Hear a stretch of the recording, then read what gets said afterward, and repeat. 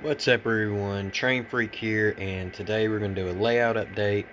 And we got a couple of cars coming into the Shack-A-Sit Furniture Company. So as they come in, I'm just going to go ahead and give you kind of a heads up that this video is not going to be a time-lapse how-to. This is going to be more or less up and coming projects, things that I'm currently working on, and some answers to some questions in a previous comment. So let's go ahead and get started, and I'll show you everything that I have done. Alright, so we're going to start in Hickory Ridge, because this is one of the projects that I'm working on, and that is getting a building for Juicy J's Meat Company. You basically see we got the 3 tracks there, and this is just for locomotive access here for runaround.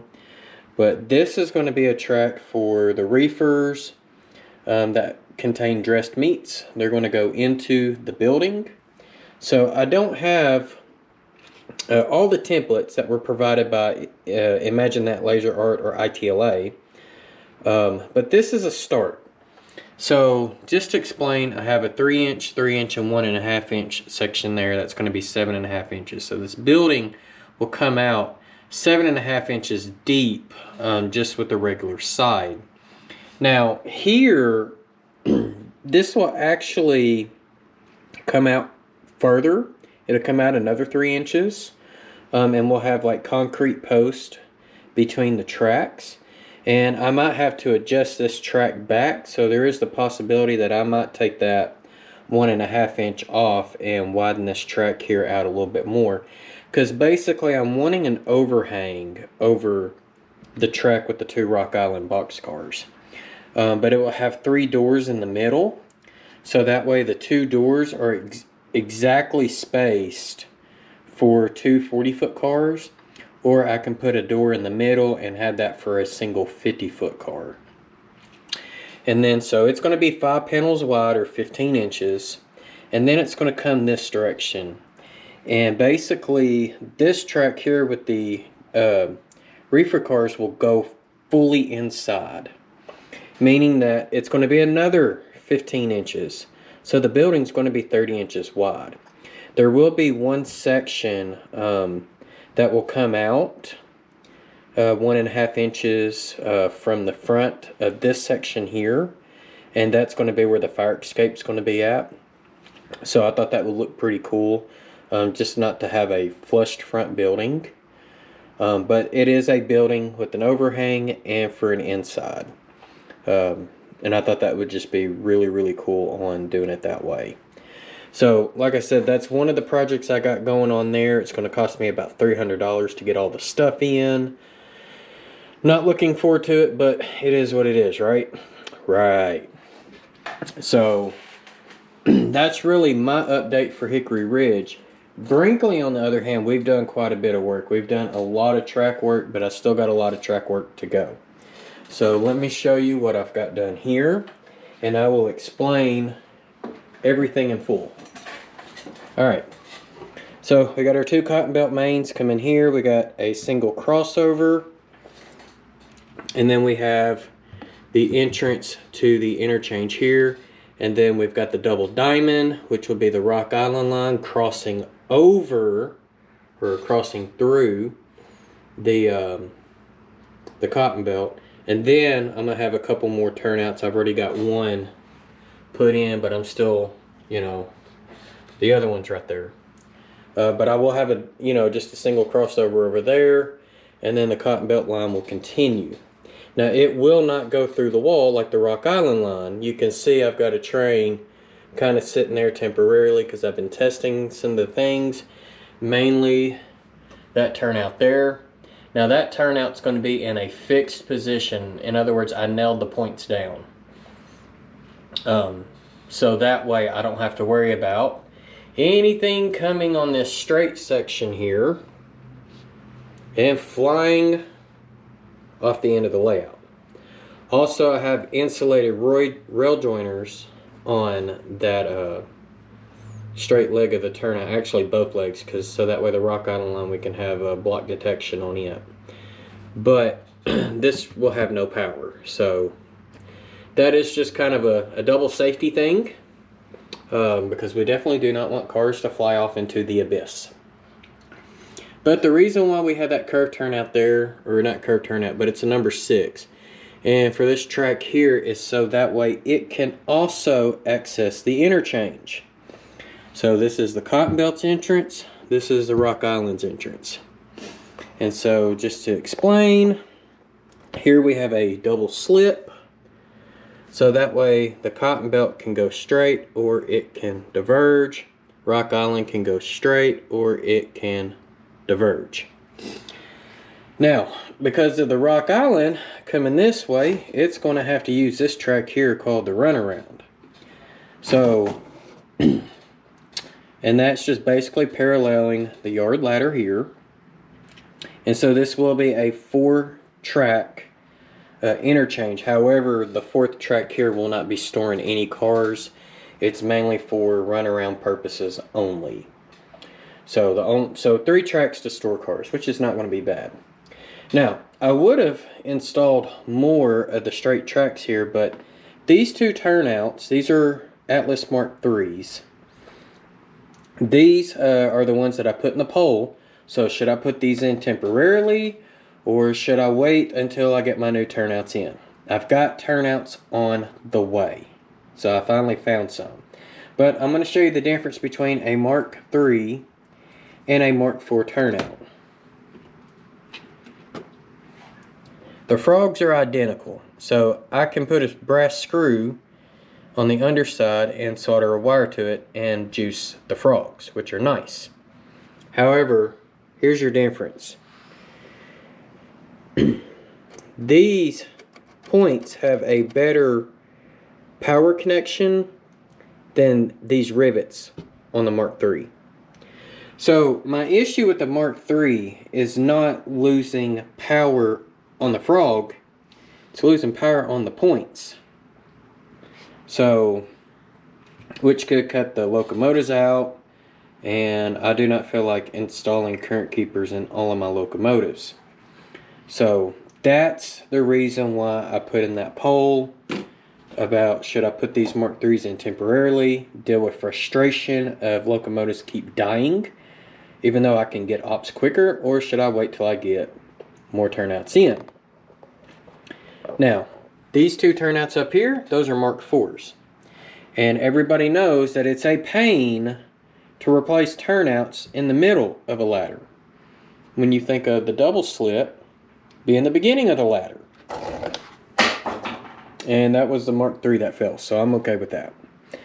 So, that's why I have not added the track here, here, and here yet. These are semi-nailed in, but yeah, I haven't nailed those in yet. I could go ahead and nail this one in, go ahead and drill my holes for it if I wanted to. And I might go ahead and do that because I did get the runaround nailed in. Now, the reason why I have a turnout here is because this is going to be the entrance for the 3 industries. The Rock Island is also going to be the railroad that's going to do those 3 industries. I'm going to have an industry over here, which will more than likely be Morton Salt. I will have an industry here in the middle somewhere, which is TBA. I think it's going to be a textile mill. I can't remember if my Patreons came to the consensus of what the textile mill is going to be named. And then back over there in the corner is going to be Fresh and Funky Produce. That is basically where they're going to accept PFE reefers that's got fresh produce of all types, and they make canned fruits and vegetables. So, but yeah, so that's why that switches in there, and then from here I'll go with code 83 track for the rest of that. All of the interchange yards, the 4 tracks there, are going to be code 100. So things that I'm waiting on, I am waiting on my 2 turnouts to come in, and which they should be in this week. And then I'm also waiting on bumpers to go down there. I don't have any code 100 bumpers, so I'm going to be waiting on those as well. As far as scenery goes, Once I get my ITLA building in, I will probably put in a whole bunch of trees down here in the middle, just to kind of give a good scenic block. So, and then as far as scenery this way, it's going to be mostly open, probably a few trees in between the buildings to kind of separate, you know, the buildings and whatnot. And then, of course,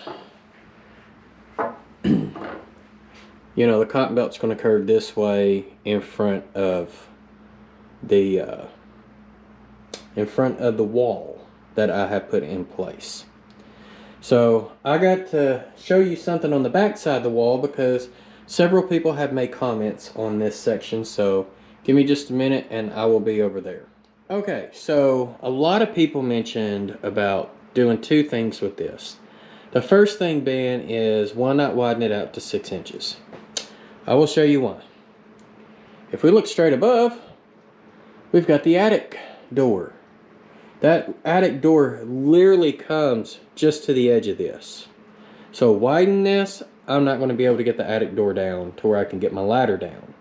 So widening this is going to be a no-go. Somebody else also mentioned about coming down here, putting a track and extending that all the way to the end. Well, I'm not going to be storing anything else on this track. This track is for a single purpose and a single purpose only. This is for the Rock Island local that's going to be coming out of Little Rock. So this track's actually going to be named Little Rock. And its sole job is just one train on the schedule, on the operating schedule. It goes into Brinkley, switches out the 3 industries, and, you know, drops off cars in the interchange, picks up cars in the interchange, and then it comes right back. So, one train just for this staging track. Now, the staging over here has got 5 tracks. This is going to be where a lot more of the trains are going to be. Also, I'll have staging down there. 4 trains on that staging track. Staging track here for the Rock Island. And another staging track down below, which will be for the Ashley-Jura Northern. Ashley-Jura Northern is basically acting just like the Rock Island. It comes onto the layout, then it comes right back off. Alright, so, which comes to the next thing. As you can see, there's my door, the entrance. So, if I come into the layout, yes, this is going to be the very first thing I see. So some people were like, well, why don't you put a backdrop on there and do some scenery and things like that?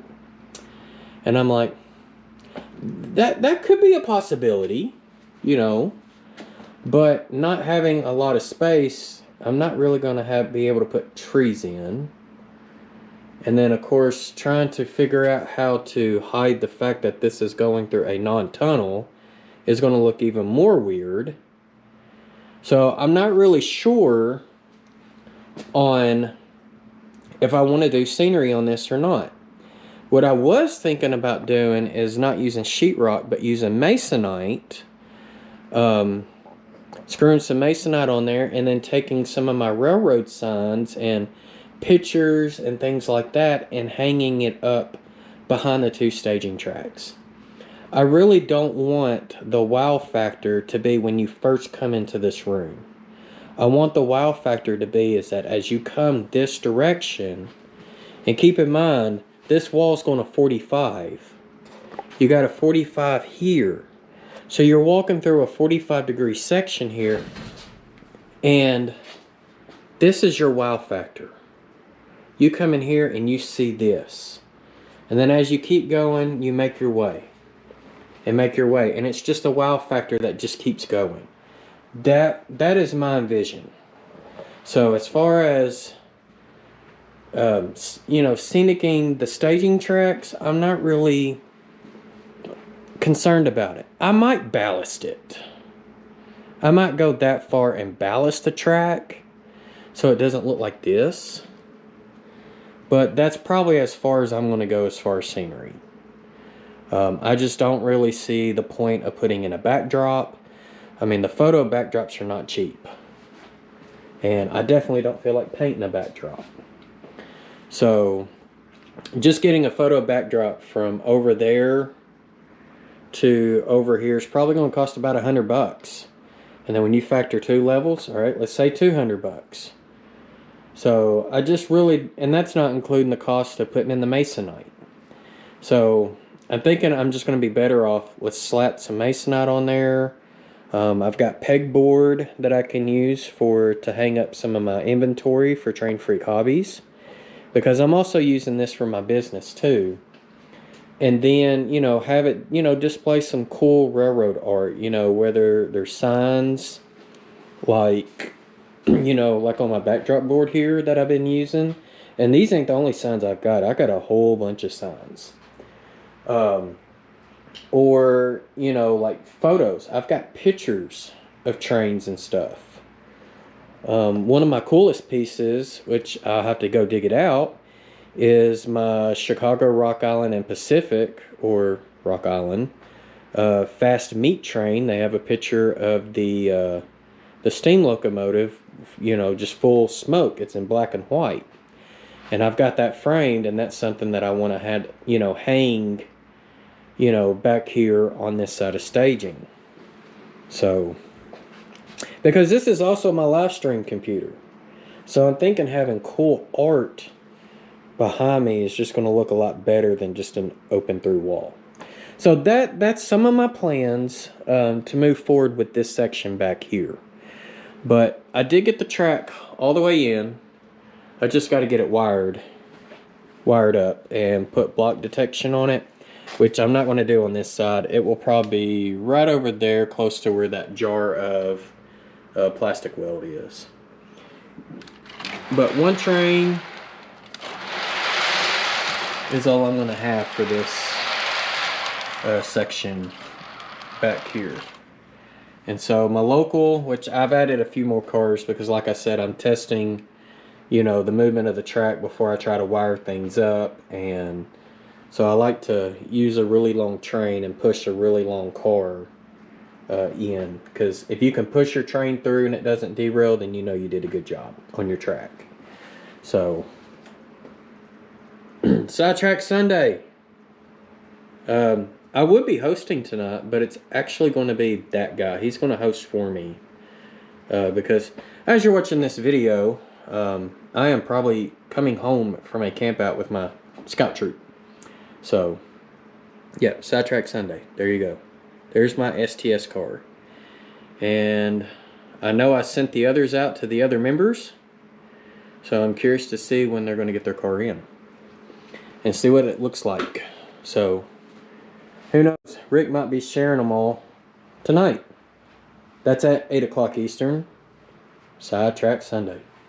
Alright, so other than that, that's really all I've got for this update. Building for Hickory Ridge. I still have these two here to kit bash together to make another building for Hickory Ridge. That's my Menards station that's going to go down in Pine Bluff. So we'll use that eventually. But yeah, that's kind of where we're at. And then once I get all the yard and stuff there, then I can start working on getting tracks for industries and stuff there. So this is going to be a really, really cool section here, because you're going to have literally one operator working the Rock Island. And it's just going to make it a lot of fun. Because that person there is going to have to do a lot of running around. And I think the Cotton Belt guys are going to have to do some running around as well. It's part of it. It's something you got to figure out. So, alright y'all. Well, other than that, I'm going to let y'all have at it. Y'all have a great week. And happy railroading.